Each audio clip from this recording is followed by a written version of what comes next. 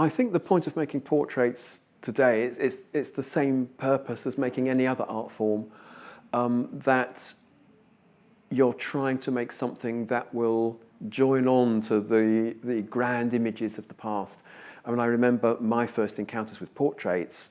I'm looking at these things from the past. Let's pluck something out of the sky, say Raphael's portrait of Pope Julius II, and you think, wow, bloody hell, what the hell is going on there?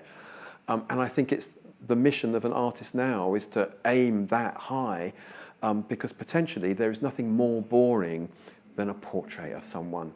And there's a whole load of what you might call boardroom portraits, by CEOs who want their picture painted in oils to hang in the boardroom. You think, well, so what? It's about vanity.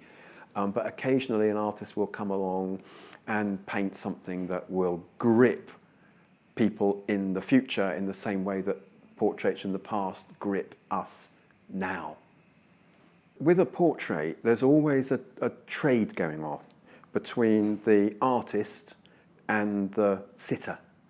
And depending upon the nature of the portrait, I mean, sometimes, of course, the sitter is in control because it's the sitter who's paying the artist, and the artist isn't going to get paid unless the work that is produced is going to be acceptable to the sitter. So it's a trade-off depending on the status of the sitter and the status of the artist.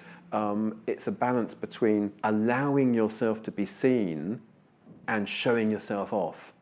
And that balance is always going to be changing depending on the nature of the relationship between artist and sitter.